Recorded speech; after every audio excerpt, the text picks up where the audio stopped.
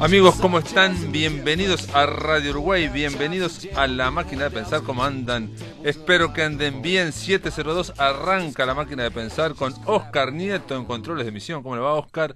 Y Carolina Cuadro en la producción de este programa, amigos. Esta semana viene aquí en La Máquina de Pensar con novedades, viene surtida como casi siempre, pero esta semana vamos a estar estrenando, inaugurando dos columnas, lo cual no es habitual, por lo menos así que sean en una misma semana. Una columna va a ir el martes, es quincenal, y va a estar hecha desde Maldonado y desde San José. Va a ser la primera columna bicéfala con dos personas que vamos a tener aquí en La Máquina de Pensar. Va a estar hecha por el escritor Ignacio Fernández de Palleja y el maragato Pedro Peña, y se va a llamar Fahrenheit 450, un grado antes de que el libro arda. Bueno, eso lo vamos a ver mañana. Vamos a ver ese primer estreno en la semana, y el jueves vamos a estar estrenando otra columna desde Chile, en este caso Patricio Hidalgo, que supo tener en su momento la rocola aquí en La Máquina de Pensar. Va a conducir La Auténtica Rocola, una rocola dedicada a la obra de Aute, de Luis Eduardo Aute, que se nos fue hace muy poquito, y que en esta ocasión va a estar hablando de su canción emblemática, que es Al Alba, una famosa canción de Luis Eduardo Aute. Esto va a ocurrir el jueves, amigos. Esta semana vamos a tener de todo, pero arranca en La Máquina de Pensar la semana conversando sobre una novela. Vamos a darle la bienvenida a Guillermo Álvarez Castro. Guillermo, ¿cómo andás? ¿Estás ahí? ¿Cómo te va? Sí, estoy acá. ¿Cómo andás, Guillermo? ¿Andás bien? Bien, bien. ¿Y tú, Pablo? Guillermo Álvarez Castro es un escritor que, entre otros libros, arrancó allá en el año 1977, Los disfraces menos comunes, cuentos. En su momento publicaste Celebración, me acuerdo, en Alfaguara del 2005, que sacó primer premio en el MEC, en la parte en narrativa édita del MEC. Y correcto, después sí, compartido con Hugo Burel. Compartido con Hugo Burel, exacto, no me acordaba de eso, mirá vos. Y después sacaste aquel libro que ganó el premio Narradores Banda Oriental, el Sí, Lolita Rubial, Estrellas de Cine. Estrellas de Cine, Correcto. en el 2008. O sea que desde el 2008 hasta ahora prácticamente no habías publicado. No, en alguna edición colectiva publiqué algún cuento, pero no. Uh-huh. O sea que prácticamente nada. Esta es tu segunda novela, es la segunda novela, o la novela siguiente a Celebración, que fue del 2005. Correcto. Sí. 15 años, pero ¿te llevó cuánto la novela? Me llevó unos años, no tantos, pero me llevó unos años, sí. Y bueno, y después está todo el tema de las recorridas por las editoriales y el tiempo que realmente lleva a editar un Es cierto, libro, es cierto. ¿No? Cuando uno se fija, claro, fríamente en la biografía de un escritor, parece que de tanto en tanto. Eso se lo preguntaron a Onetti, se lo preguntaron en el programa A Fondo, ¿por qué publicó tan poco entre tanto y tanto? Y él dijo, por los editores, no por mí. Sí. No, en este caso no es que yo tuviera, cosas guardadas. Simplemente escribo poco, eso. Eso siempre ha sido así, primero por problemas de trabajo, después porque, bueno, a veces no tenés nada pronto o a veces no tenés muchas cosas para decir, ¿no? Y pero bueno.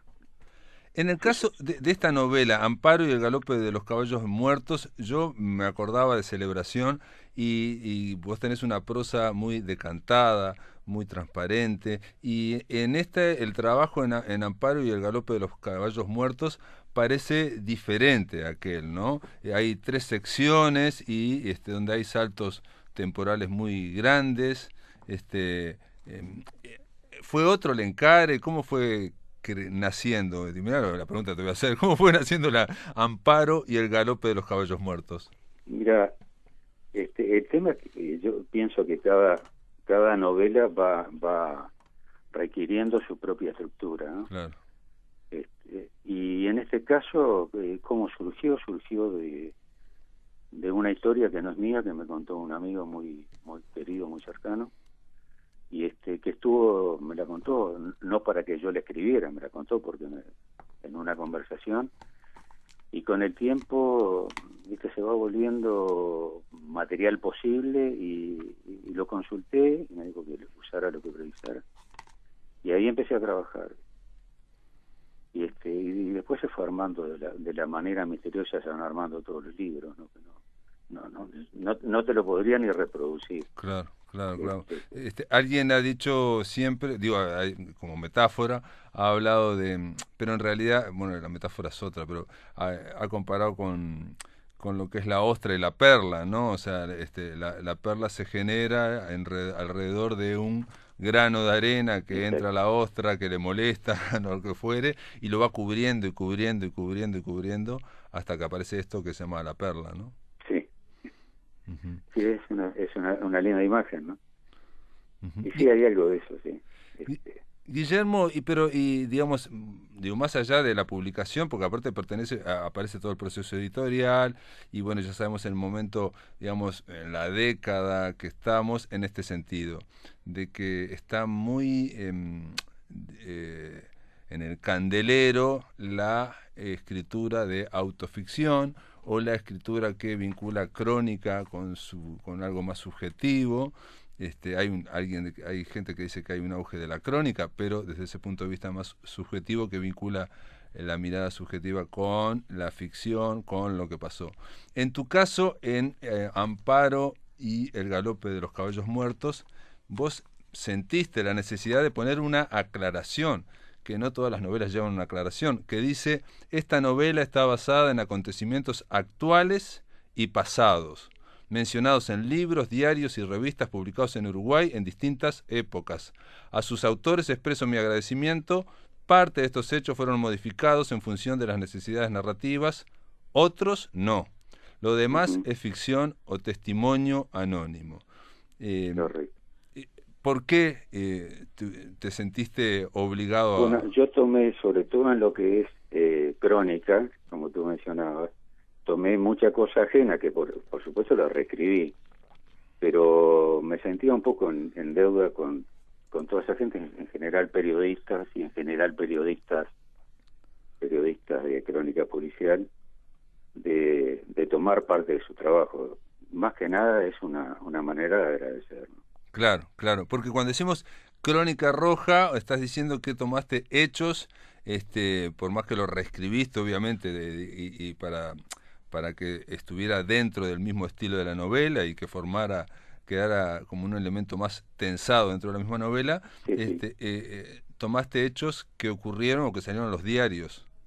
Muchos hechos que salieron en los diarios, muchísimos, que son absolutamente reales. Es decir, no está aclarado cuáles son reales y cuáles son ficción, pero hay de las dos cosas. Y junté muchísimo material, muchísimo más del que está en la novela, porque en un momento me abrumó. Es decir, era tanta tanta la violencia que había en ese material, que en un momento dije, bueno, voy a empezar a decantar y a descartar, ¿no? Uh-huh. Y me fui quedando con lo que quedó.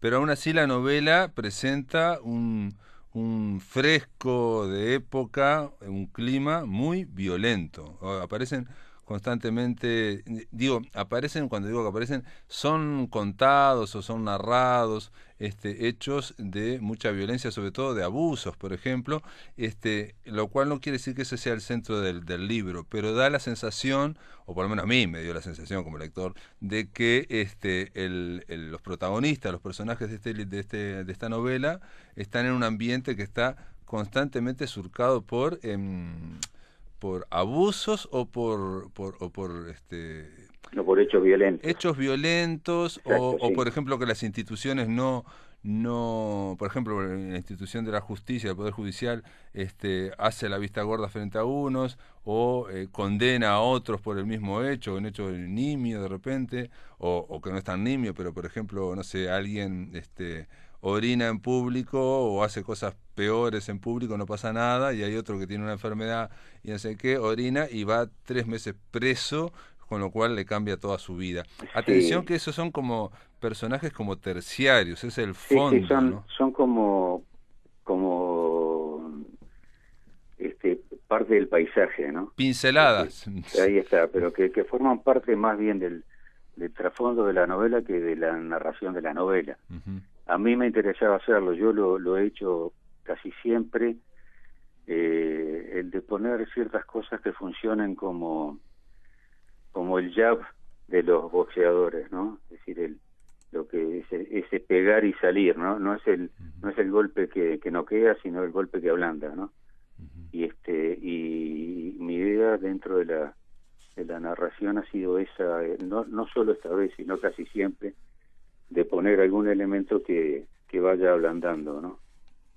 Es decir, no lo inventé yo, obviamente, eso los narradores estadounidenses lo hacen con bastante frecuencia y con mucho mayor maestría, ¿no?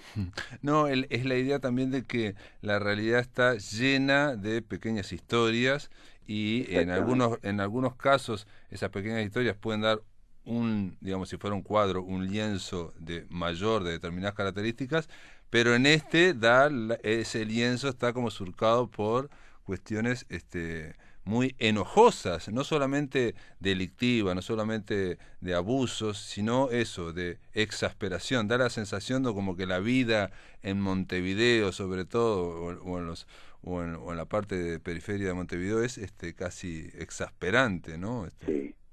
Bueno, te vuelvo a reiterar o te reitero, que la mayoría de las cosas son reales.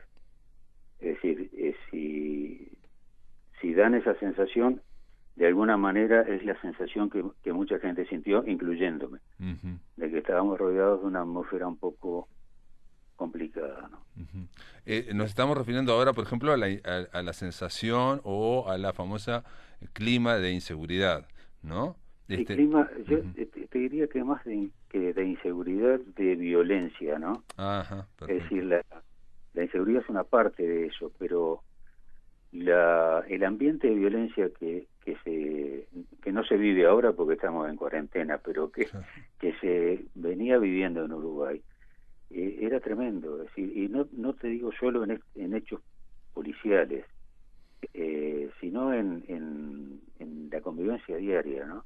Ujú. Es decir, la gente que maneja sabe que la exasperación que hay en el tráfico no existía, no, no vivías peleándote con todo el mundo, y sin embargo fuimos aceptando que la sociedad se estaba volviendo cada vez más violenta, ¿no? Ujú. Sí, bueno, la novela da esa sensación de como de una pauperización cultural, ¿no? Que después viene en esos roces, en esos constantes, sí, en esas constantes, sí, restricciones en cuanto a poder ir tranquilamente por la calle, Exactamente, ¿no? exactamente. Esa es exactamente la idea, además, Ujú, de que de que hemos ido perdiendo calidad de relacionamiento, ¿no? ujú. Y bueno, sí, eso yo lo sigo creyendo. Y Eh, desde el punto de vista, pero atención, porque ¿qué pasa? En esto se cruza también la ficción con lo que sería esa mirada como de cronista, ¿no? Entonces la novela tiene esas dos caras, ¿no? Es bifronte. Por un lado tiene un aspecto como más de ficción, por lo menos yo lo vi, y por otro lado un aspecto más de crónica de y sí, un proceso de, supongamos, 15, 20 años de decadencia en las relaciones sociales, por ejemplo. sí, correcto. Sí, sí, Ujú, es exactamente así. Es ujú, decir, la parte de ficción existe y es ficción, o la ficción necesaria para convertir hechos reales en narración, y por otro lado, sí, es ese trasfondo que también está, si querés, ficcionalizado. Del momento que uno escribe una cosa, le está dando un carácter diferente a la realidad, ¿no? sin duda, Es, porque como vos al mencionar los jabs, ¿no? Los pequeños piñazos que se dan los boxeadores, estás sí, diciendo que eso está armado, está ficcionado, está redactado para que ocurra así también. exactamente, tal cual como tú lo decís. Ujú, ujú. Ahora, mi pregunta serían dos preguntas. Una, Sí. al tener esa mirada de cronista, ¿no puede haber, te lo pregunto obviamente, Sí, sí. la idea de, una cierta idea nostálgica de que el pasado fue mejor. En este sentido, uno ve, bueno, ya cuando éramos chicos, veíamos yo por lo menos, ¿no? A la gente veterana que decía, uy, esto antes no pasaba, esto antes no sé qué. Había una cuestión nostálgica. Sí. Y bueno, siempre hay una cuestión nostálgica cuando uno se refiere al pasado, Ujú. pero yo me crié en esta misma ciudad, en una época que las puertas de calle no se cerraban. Claro. Es decir, hay una nostalgia y hay una realidad que es fácilmente demostrable. Ujú. Las puertas no se cerraban. Ujú. Es decir, la gente, no digo que no hubiera robo, que no hubiera violencia, pero eran en una relación muchísimo menor a la que se está dando, ¿no? Claro, Es decir, porque por otro lado, al hacer un fresco social, también sabemos, y si fueras un pintor, que depende de la percepción de cada uno. En esto no me pongo súper relativista, pero tiene que ver, es parte de la función del arte también, ¿no? De presentar una visión personal. y bueno, que es la única que uno puede presentar, Exacto, ¿no? exacto. Es decir, porque es decir, si estás haciendo ficción, es decir, no estás haciendo un ensayo ni un panfleto, si estás haciendo ficción, lo que va a pasar por su filtro necesariamente, ¿no? Claro. Yo no le veo una alternativa a eso, por más que uno tratara de ser imparcial, que no objetivo, que es casi imposible, pero por lo menos imparcial. Ujú, ujú. Y por último, al ser cronista, el otro peligro que me parece que hay en cualquier tipo de crónica, que es el peligro o digamos el riesgo a editorializar. No sé si se puede aplicar eso a una novela o no, pero ahora se me ocurre como el único verbo que se me ocurría para preguntártelo. Ujú. Y el riesgo se corre, sí. Es decir, incluso cuando la presentación de esta novela, Mercedes Estramil se preguntaba, y de alguna manera me preguntaba, pero yo no se lo contesté, si era una novela de tesis. Mirá, Yo creo que no. Es mirá. decir, uno quisiera que no, Claro. pero es difícil de contestar. Perfecto. O sea, digamos, si fuera de tesis sería más allá del autor, más allá de la intención. Más allá de la intención, Claro, sí, más allá más de la allá de la intención del autor. intención, Claro, porque uno, es decir, normalmente, claro, toda esa carga uno la transmite, claro.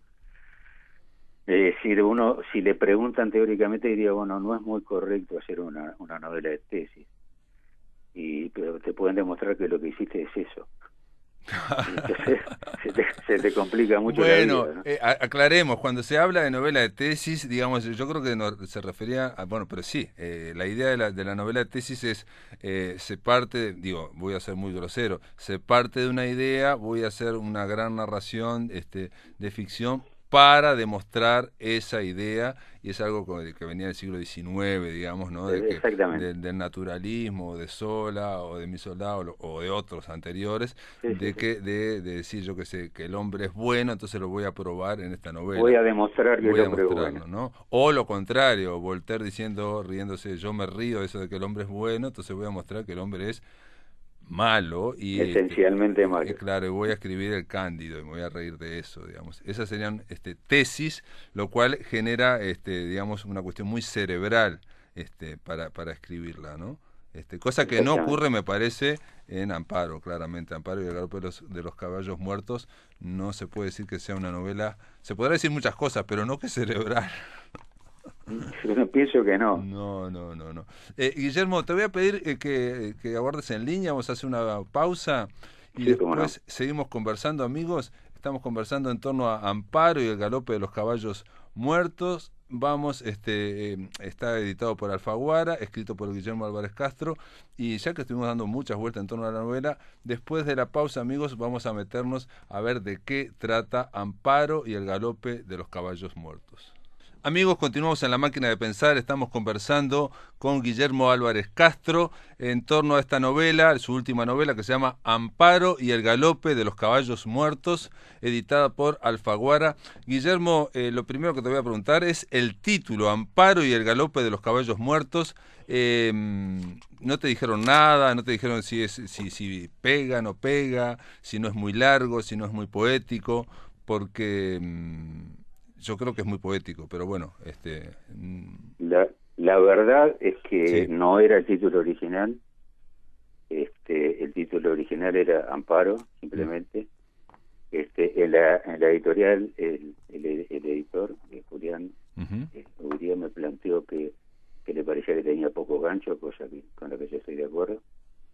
Y buscamos dentro del texto algo para darle un poco más de fuerza. Y bueno, eso está dentro del texto Sí, en sí. algún lado. Como menos, Y no, 2 veces lo vi por lo menos en el texto. puede ser, sí. Sí, porque, viste, en el proceso de corrección posterior también tratás de que el título tenga un sentido, ¿no? Tomando la novela como una unidad conceptual, ¿no?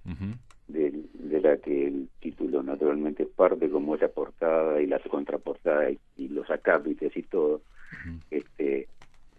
Bueno, cambias un título y algo tenés que tocar dentro del texto para que justificar que ese título sea consistente con esa unidad, ¿no? Si está así, bueno, y esa es la historia. Muy bien, en un momento dice, está la caridad no es otra cosa que el amor. Para matar el amor alcanza con dejarlo morir, para envenenarlo basta con tomar las miserias del otro y ninguno de sus atisbos de grandeza. Está también la esperanza, para desvanecer la esperanza alcanza con prometer lo que no puede ser cumplido. Y está la fe y la necesidad de la fe, los que creen y los que necesitan creer, los que sienten la compañía de Dios y los que no quieren estar solos.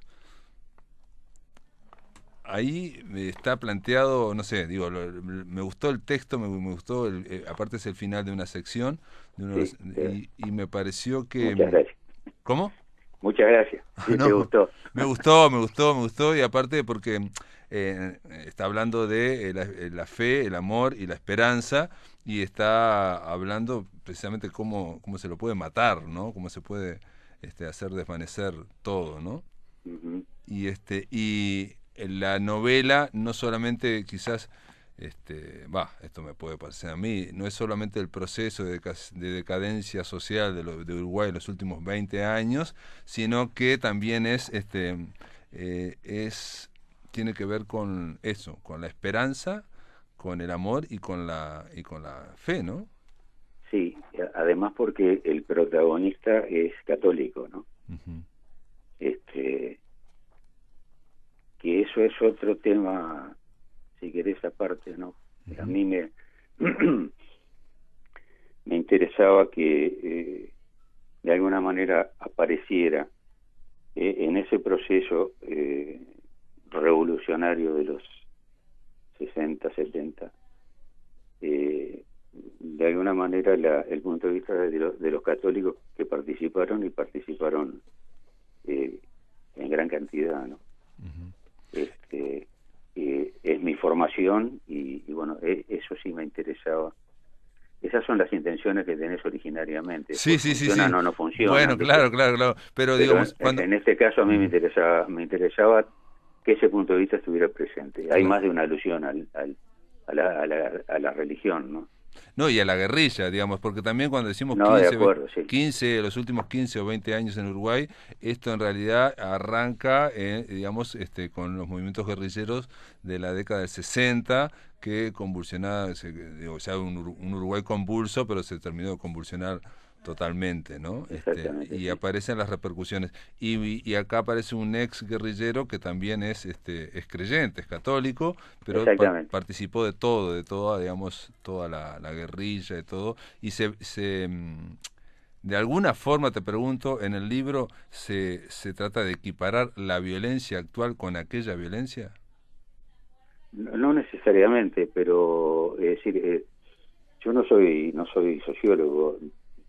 Yo lo que trato es de contar las cosas de la manera que yo las vivo.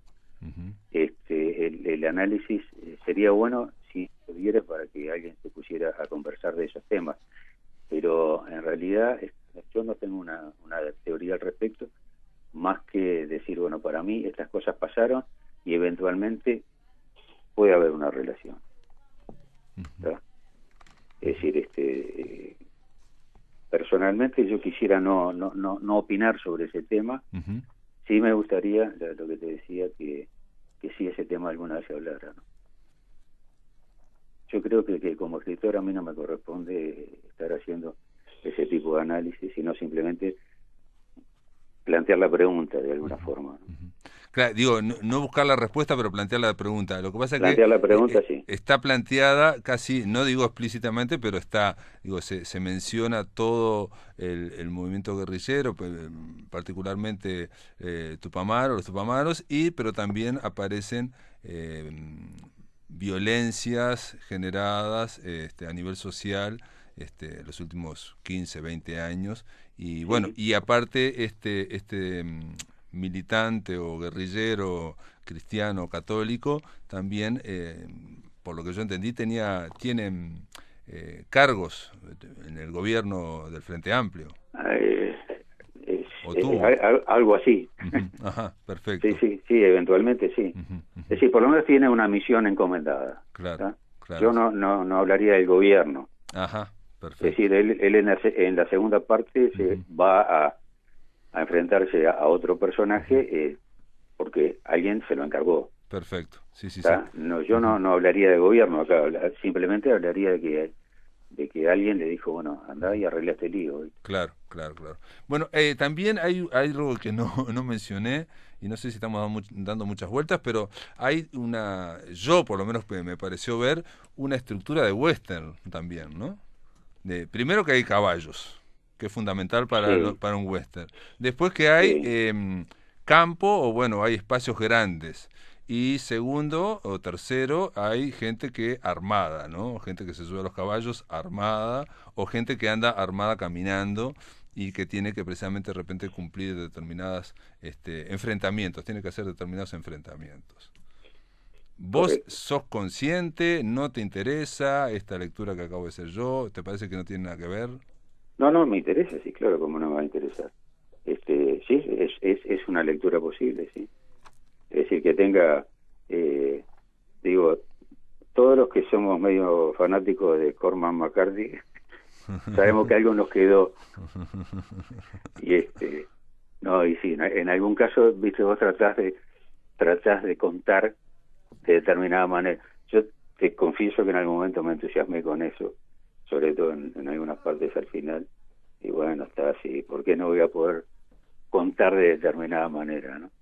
Claro, porque también hay un detalle que el western, bueno, me acuerdo en su momento haberlo hablado con Tomás de Matos, y bueno, lo habló con otros más, que cuando él le hizo Bernabé quería hacer un northern, decían, no más que un western, y eso, ¿no? La idea de andar a caballo, pero no es el western solamente andar a caballo o andar con un revólver o con un rifle en Winchester, que también acá aparece en Amparo y el galope de los caballos muertos, sino también un estilo de conversación, un estilo de diálogo en el cual se sabe que detrás de esas palabras hay cosas fuertes, ¿no? Es decir, que se está jugando fuerte, de pesado, digamos, como hemos visto en los Sí, westerns, ¿no? sí, O sí, sí. también, digamos, sin ir allá al Far West, al lejano oeste, nuestros gauchos o lo que pasó en el Río de la Plata, ¿no? En los comienzos, ¿no?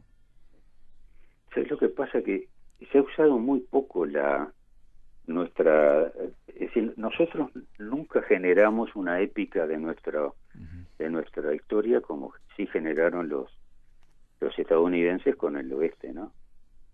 No obstante, no era tan diferente. No era tan Es diferente. decir, el material era muy similar.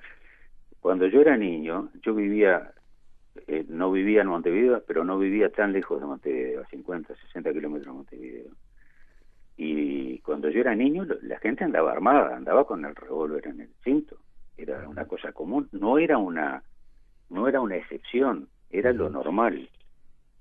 ¿Tá? No te digo todo el mundo, pero Sí, mucha sí, gente sí, sí, andaba sí, sí, no armada. era algo increíble. Sí, sí, sí, sí. Mm.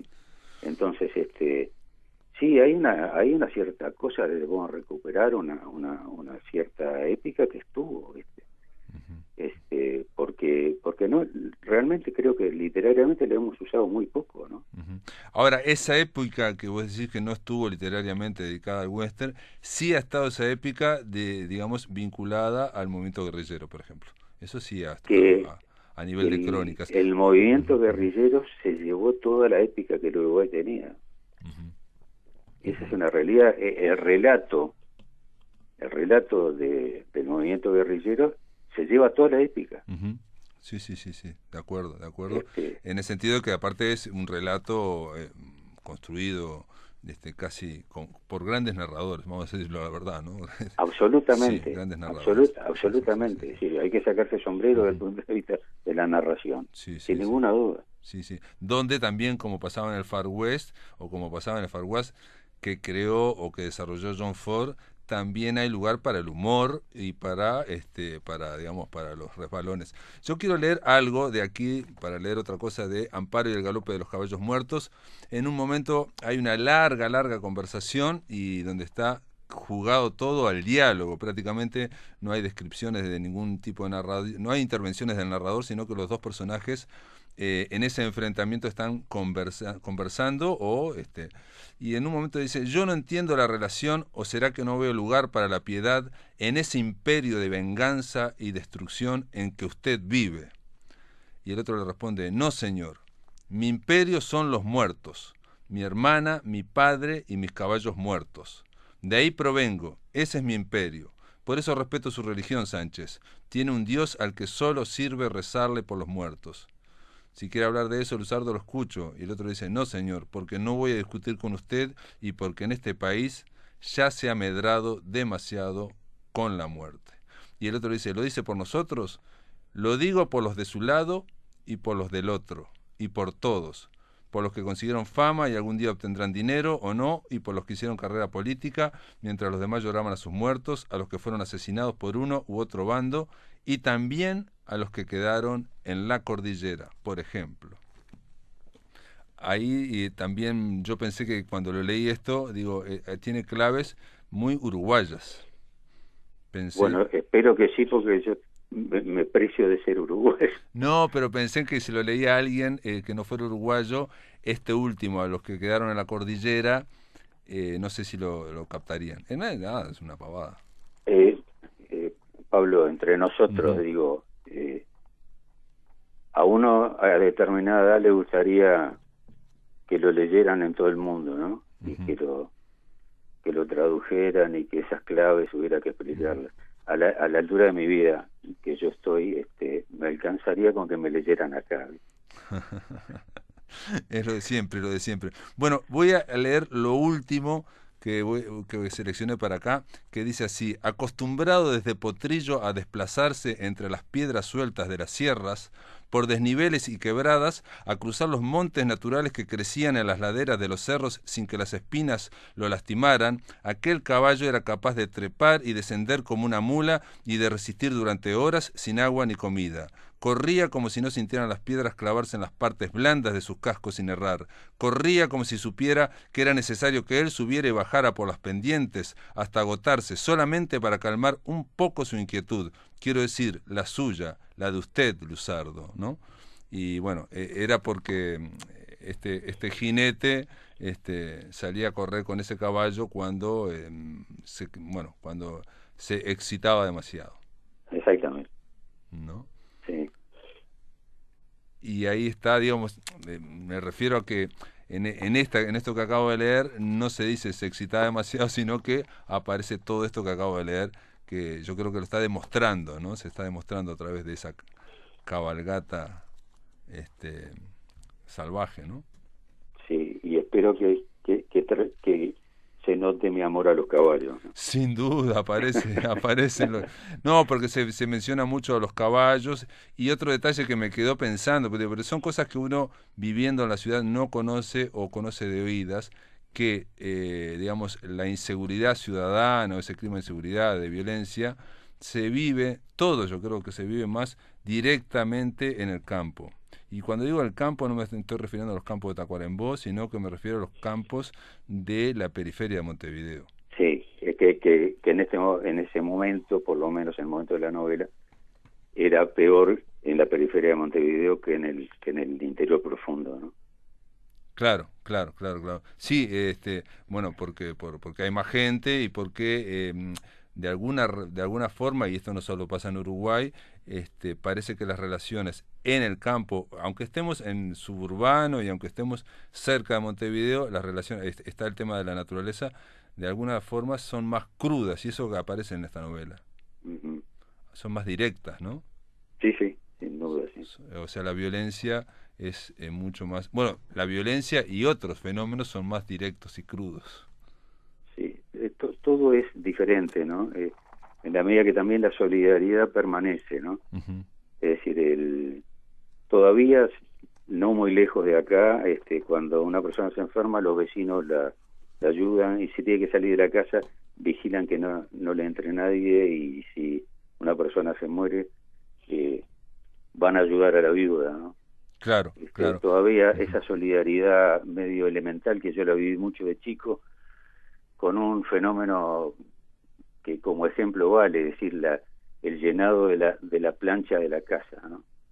Es decir, cuando una persona levantaba las paredes y le tocaba llenar la plancha, la losa, es decir, todo el mundo iba a llenar la losa. Sí, y nadie cobraba. Y eso yo lo viví muchas veces desde chico, ¿no? Sí, por eso yo me refería a, digamos que así como la violencia puede ser más directa, también otras facetas exactamente más, todavía permanecen, más digamos. positivas también permanecen, y aparece esa cuestión más directa que quizás en la ciudad sea todo más sutil o más complejo. Guillermo Álvarez Castro, gracias por estar en La Máquina de Pensar. Amparo y el galope de los caballos muertos. Yo dije que íbamos a entrar a la novela, la verdad que no sé si entramos, pero la bordeamos. La mejor manera de entrar a la novela es leerla realmente, ¿no? Estamos de acuerdo. Te mando un abrazo. Igualmente, Pablo, muchas gracias. Chao. Chao. Bueno, esto es Un Millón de Umbrales. Del otro lado de la línea está Ricardo Ruiz, allá en Mar del Plata, y lo que avanzamos es que vamos a hablar de Freud, ¿no? ¿Cómo andás, Ricardo? ¿Andás bien? ¿Cómo andás, Pablo? Sí, vamos a hablar de Freud, y hoy me enteré un dato que no tiene nada que ver con Freud, ¿no? Pero me causaba gracia lo que escuchaba el encabezado de la columna, que dice la palabra, ¿no? El terror, la fantasía y la ciencia ficción. Sí. Y ciencia ficción en cualquier momento me parece que lo vamos a tener que eliminar, y te digo por qué. Hoy leí un dato en IMDb, ¿viste? El portal de películas de internet. Últimamente se está hablando mucho de la película de Steven Soderbergh, El Contagio, que se conoció como Epidemia, ¿no? Porque está muy relacionada y es un poco un anticipo de lo que nos está pasando. Hasta la semana pasada esa película figuraba en IMDb en 4 géneros: acción, suspenso, thriller y ciencia ficción. Y hace unos días ya eliminaron el de ciencia ficción. Y si uno lo piensa, la película no tiene nada de ciencia ficción, ¿no?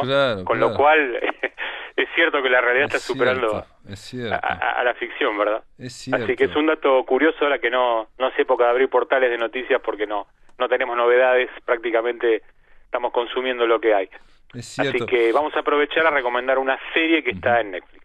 Es la serie Freud, y claro, yo arranqué así, uno porque no tenemos mucho tiempo, y otro para preguntarte de lleno por qué Freud en Un Millón de Umbrales, que es de ciencia ficción, terror y fantasía. Estamos ampliando rubros, Pablo. Puede ser, sí. Claro. Claro, sí, Freud es una serie que está en Netflix, cualquiera que tenga este servicio lo puede ver, es una serie ideal para la cuarentena, son 8 episodios, y uno pensaría que por este título estaría ante una serie biográfica de Freud. Yo no sé si esto lo hicieron con esa intención, hay mucha gente que cae con eso, y por eso muchas de las críticas que veo a la serie es porque esperan una biografía de Freud y no se encuentran con eso, ¿no? Se encuentran con una historia fantástica que la vamos a comentar. Pero yo yo tengo algo en defensa de la serie en ese aspecto. Yo recuerdo que antes, cuando uno iba al cine, intentaba más o menos ver qué iba a ir a ver, o sea, o miraban los afiches, miraban los comentarios. Cuando uno iba al videoclub, miraba las portadas y la contratapa, lo que sería la contratapa de la caja, como cuando uno va a una librería y mira la contratapa del libro a saber qué va a comprar. Y la gente ve Freud, pongo play y empiezo a mirar, y por ahí ni siquiera había una pequeña sinopsis para ver qué era. De acuerdo, nadie se informa antes. Sí, Creo que la gente arranca a ver, y hay gente que por ahí te dice, estuve viendo una serie, no sé cuál es, ni de qué trata, o sea, hay mucho... Esto es en defensa de los creadores de la serie. En todo momento se dice que es una fantasía con Freud de protagonista, ¿no? El tema es que se llama Freud, es el nombre es como ponerle una serie Lenin o ponerle Einstein. Exacto. Y que después abremos y aparezcan vampiros, lo que sea, digamos. No ocurre en este caso, ¿no? Pero, digamos, sorprende un poco. Sí, sorprende. Mirá, la idea no es nueva. Hay una novela que está en castellano, yo realmente no la conocía, esto me enteré hoy, del año 2006, que trata esta idea de Freud como una especie de Sherlock Holmes. Es una novela americana, creo, de Jeff Rubenfeld es el autor, y el título es La interpretación del asesinato, ¿sí? Como haciendo un juego con el libro La interpretación de los sueños. Acá la serie es un poquito más engañoso, el título es Freud, con la cara del actor que representa a Freud y ninguna otra pista, puede llevar un poco a atraer, por lo menos atraer al público a que la miren, ¿no? Más allá de eso, yo quiero hablar de la serie, porque hay muchos elementos de terror, de suspenso, y bastantes de gore también. Entonces, por ese motivo es el que viene a un millón de umbrales. Y otro detalle que hay que defender, que bueno, es que no lo biográfico de Freud, pero sí la calidad de recreación histórica de un clima de mental histórico del Imperio Austrohúngaro en Viena, para mí está dado como pocas veces lo he visto. Sí, está muy bien dado la recreación de Viena, esto está filmado en Checoslovaquia. Vamos a contar un poquito de qué es esto. Esto no es una producción americana, es una producción entre Alemania, Austria y la República Checa. Marvin Kren es el director. Esto se estrenó durante el verano de acá, en febrero, en el Festival de Cine de Berlín. Luego Netflix ya compró los 8 episodios de lo que consta la serie, aparentemente una temporada única. Y es una historia que nos cuenta la llegada de Freud en el año más o menos 1886, por ahí está ambientada, a Viena, abriendo su consulta, su consultorio, y ahí él se va a ver envuelto en una serie de crímenes a partir del asesinato de una prostituta, y se va a ver envuelto en una serie de crímenes, en unos rituales, y se empiezan a mezclar aspectos reales de la vida de Freud, sobre todo con algunos personajes que aparecen, que son del mundo real, con otros ficticios o basados en otros reales, y a lo largo de 8 capítulos, donde cada capítulo hay un concepto de la obra de Freud como hilo que va hilvanando la historia, se intentará resolver, tanto Freud como con la ayuda de un inspector de policía, resolver estos crímenes y sin mucho spoiler, este clima de rituales mágicos de la alta sociedad, sobre todo de auge de algo que ahora nos puede parecer risueño, pero era un auge, que es el auge del espiritismo, que a fines del siglo XIX, bueno, y las corrientes esotéricas y teosóficas, porque hay que pensar que en el siglo XIX, ahora capaz como pongo muy intelectual, hay un avance brutal de la ciencia y de la tecnología, de la mecánica, y como dijo Nietzsche, Dios ha muerto, entonces hay una gran caída de la religión, pero reaparece ese sentimiento religioso o místico o esotérico con estas asociaciones ocultas, o también con el tema del espiritismo, y en el caso de Freud con el tema del hipnotismo, ¿no? O sea, de la hipnosis. Sí, porque aparte, una cosa por ahí no aclaré, es que es un Freud muy joven, es un Freud que todavía no están todas las ideas de su obra ya desarrolladas, aunque muchas se juntan en la serie como para que entendamos más o menos su visión, pero sí, también vamos a ver cómo las ideas de Freud son confrontadas por los científicos más duros, más ortodoxos de aquella época, y cómo a él también le cuesta imponer las ideas de lo que a la larga llevaría al psicoanálisis, ¿no?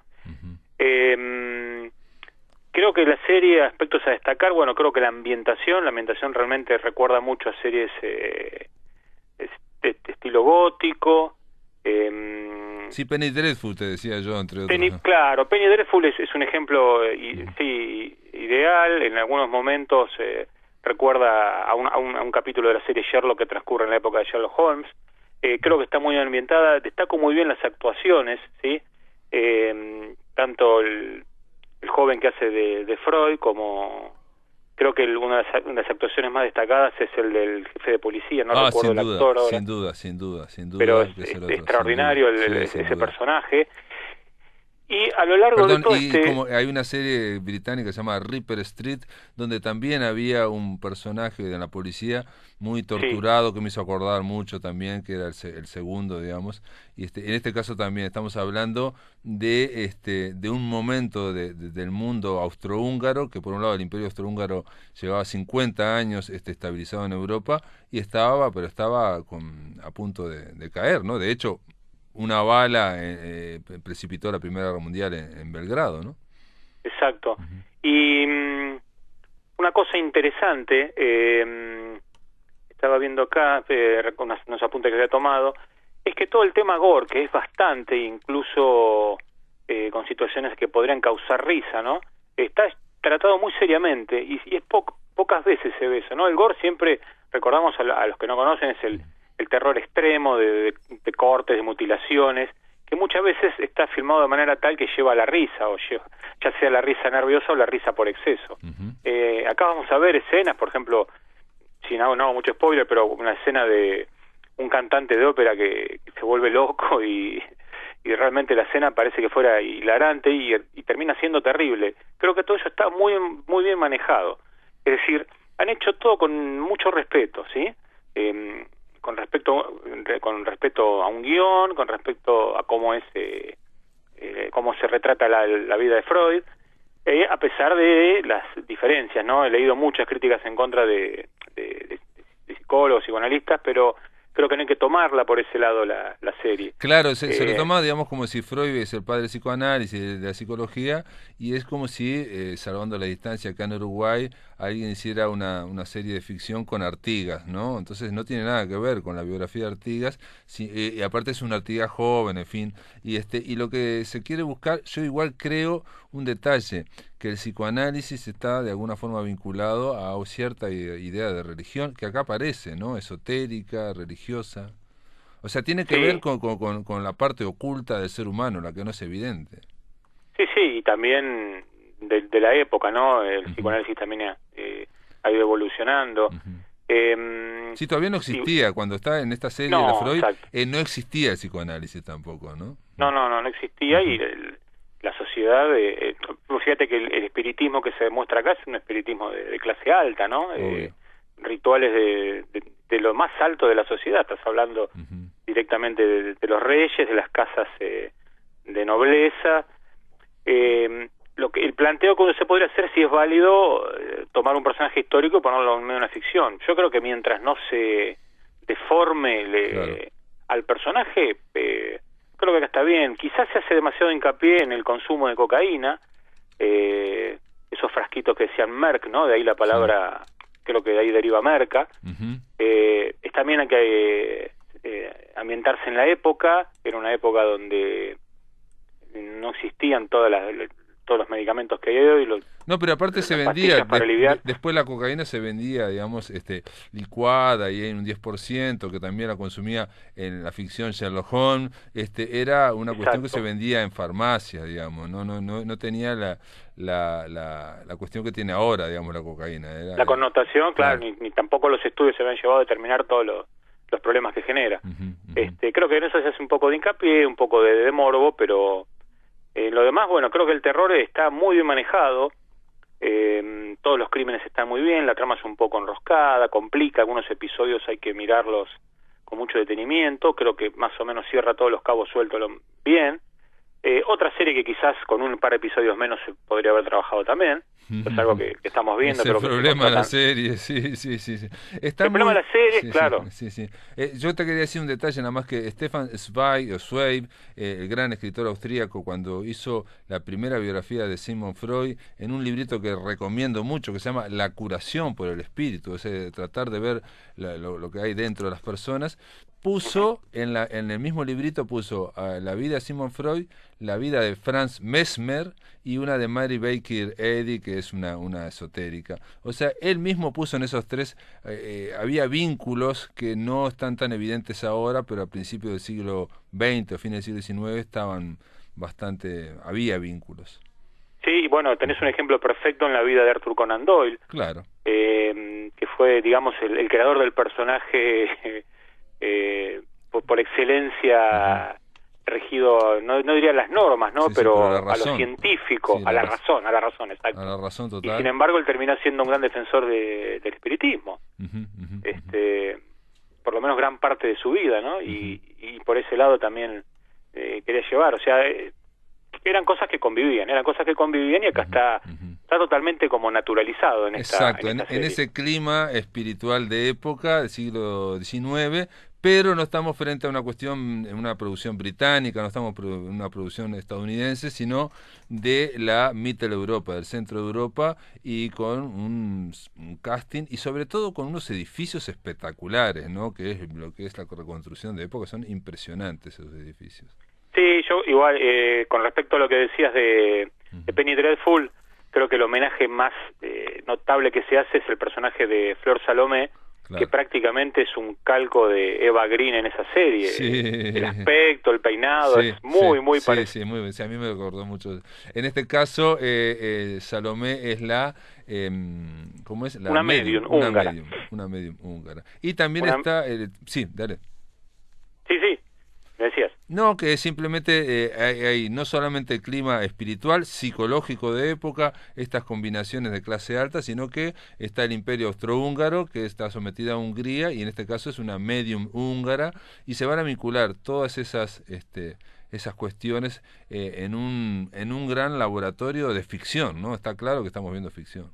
Sí, y recupera mucho del pulp también, de los años 30, en ese sentido es una serie arriesgada, pero creo, vuelvo a repetir con lo mismo, lo maneja todo con tal seriedad que en ningún momento uno se va para el lado de la risa o para el lado de decir, no, esto es una porquería, lo saco.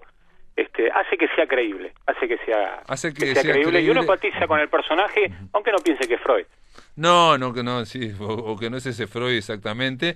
Y hay que decir un detalle, quizás no todo sea tan fantástico, quizás no todo sea tan sobrenatural.